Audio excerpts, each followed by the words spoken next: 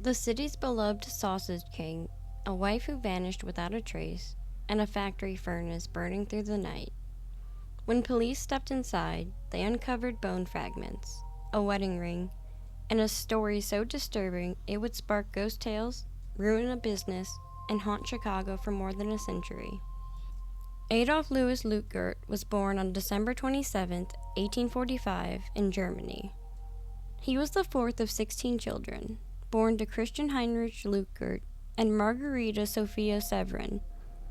Their father made his living in the trade of animal hides and tallow wool, occasionally venturing into real estate. It was a modest but industrious household, shaped by the rhythm of commerce and craft. Adolph's formal education began around the age of 7 and ended by 14, a typical trajectory for the son of a tradesman. He was then apprenticed by Ferdinand Nabel, a local tanner, and spent 2.5 years learning the intricacies of the trade. During this time, he lived not with his family, but under the roof of his employer, a common arrangement in that era. After completing his apprenticeship, Luetgert set out across Germany, taking work wherever he could find it. His travels eventually led him to London at the age of 19. But the promise of opportunity proved elusive. Unable to secure steady employment beyond scrubbing floors in restaurants, he left the city after 6 months, disillusioned but undeterred. Around 1865 or 1866, Adolph Luetgert, just 20 years old, set sail for America with little more than $30 in his pocket and a dream borrowed from the stories of fellow Germans who had found work across the Atlantic. New York City was his first stop, a brief chapter before he headed west to Quincy, Illinois, where friends of his eldest brother, Henry, had settled. Luetgert stayed in Quincy for about 4 months before moving on to Chicago, drawn by the promise of work in the booming tannery trade. He found employment at the Union Hide and Leather Company, though the job offered neither stability nor consistent pay. To make ends meet, he took odd jobs, including work as a mover, while continuing to seek better opportunities. Between 1867 and 1868, Luetgert worked at Ingle, Crossley's and Company, then briefly at Craig, Clark and Company, before returning to Ingle's tannery, where he remained until 1872. By then, he had managed to save an impressive $4,000, a small fortune for a tradesman, and launched his own business. He began in the liquor trade, but in 1879 he pivoted to what would become his legacy, the Luetgert Sausage Company. On April 13, 1872, Luetgert married Caroline Ropke in Chicago. They had 2 sons, Max and Arnold, born in 1873 and 1875. Caroline died unexpectedly on November 17, 1877. Just 2 months later, on January 18, 1878, Luetgert remarried, this time to Louisa Bicknese. Across both marriages, he fathered 6 children, though only 3 survived beyond infancy. On May 1, 1897, Louisa Luetgert vanished without a trace. Her husband, Adolph Luetgert, told their children that she had gone to visit her sister the night before and simply hadn't returned. Days passed, and concern deepened. It was Louisa's brother, Diedrich Bicknese, who finally went to the police to report her missing. When questioned, Luetgert claimed that she had run off with another man.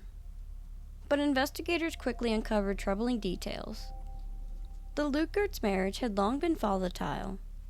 Neighbors and acquaintances described frequent arguments, and there were whispers of physical abuse. Financial strain had also begun to mount.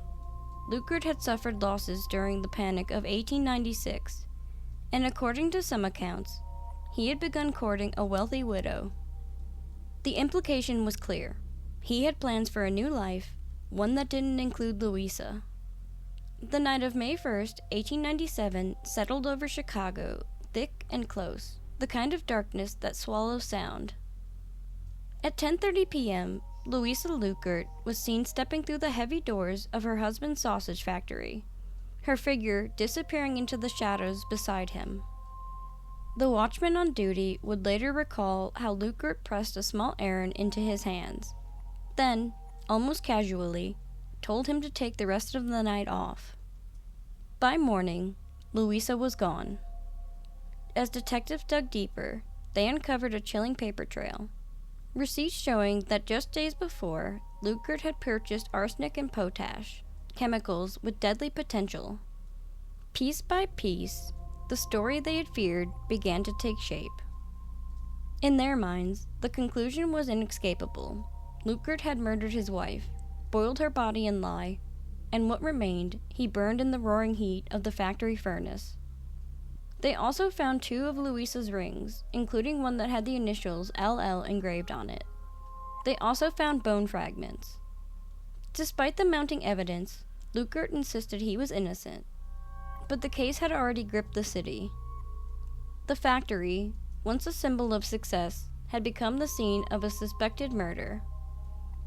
And Adolph Luetgert, the Sausage King of Chicago, was arrested and charged with killing his wife.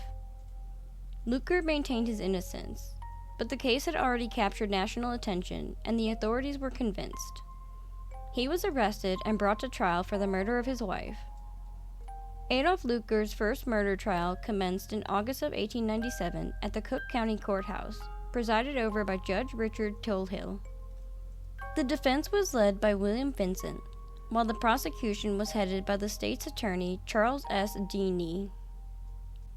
The prosecution's case centered on grim physical evidence, bone fragments and a ring engraved with the initials LL, both recovered from a grinder inside Luetgert's sausage factory.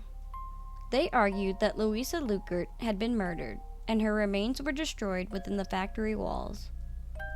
The defense countered with a different narrative, claiming Louisa had left of her own accord and citing scattered reports from across the country of alleged sightings after her disappearance.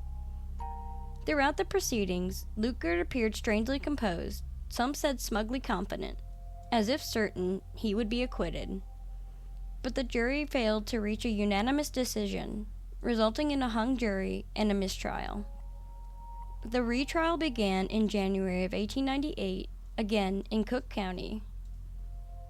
This time, the prosecution introduced a groundbreaking expert witness, George Amos Dorsey, an anthropologist from the Field Columbian Museum in Chicago.